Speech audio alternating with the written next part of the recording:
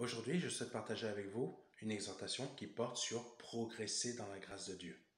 Progresser dans la grâce de Dieu, qu'est-ce que c'est? C'est tout simplement rechercher à accomplir sa parole, chacune de ses paroles, afin que nous puissions porter du fruit.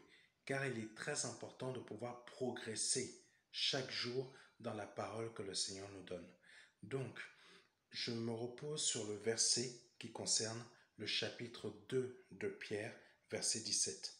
Au contraire, progressez sans cesse dans la grâce et dans la connaissance de notre Seigneur et Sauveur Jésus-Christ.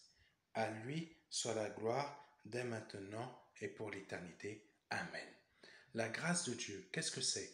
Par exemple, le Seigneur Jésus-Christ, le fait d'avoir donné sa vie pour nous en tant que pécheurs afin qu'on puisse accéder au royaume des cieux, c'est la grâce, c'est une grâce qui nous a faite, c'est un don afin qu'on puisse avoir nos péchés pardonnés. Ça, c'est très important, c'est une grâce qui vient de Dieu. On ne mérite pas du tout le fait d'être né de nouveau. C'est pas par nos actions, c'est pas par le fait qu'on peut donner de l'argent, faire de l'aumône, etc.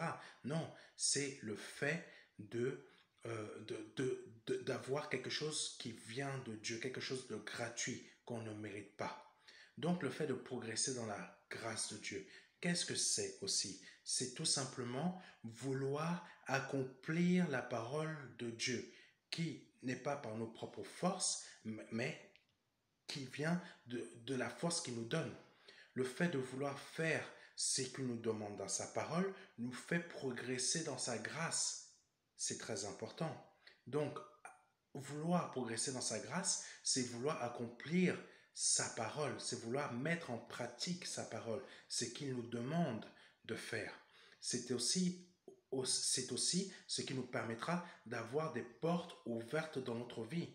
Exemple, vous n'avez pas d'enfant parce que tout simplement vous n'arrivez pas à en avoir. On vous a dit que vous êtes stérile.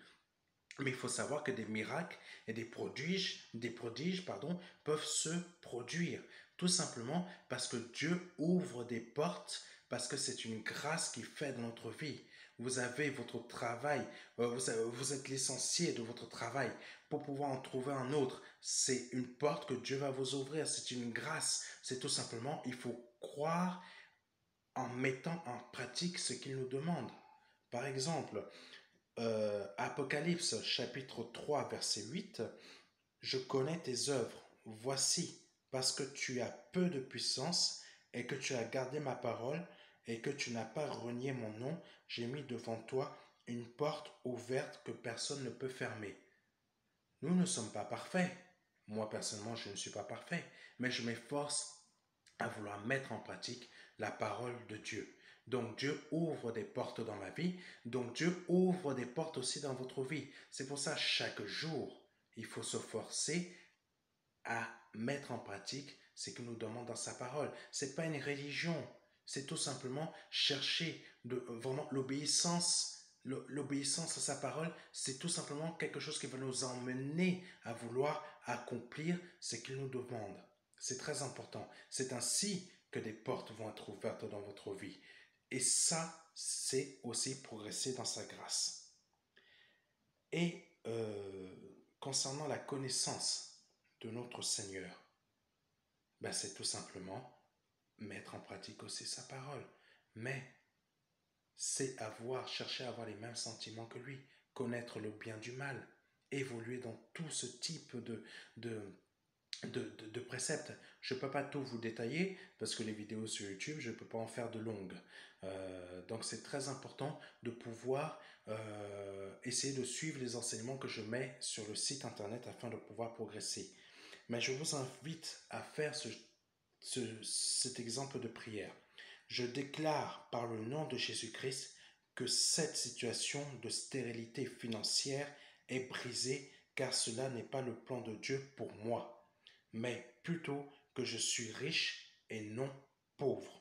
Ma situation financière a changé dès à présent car la pauvreté est illégale dans ma vie et je déclare que mon âme est en bonne santé car je prospère selon l'état de mon âme par le nom de Jésus-Christ de Nazareth.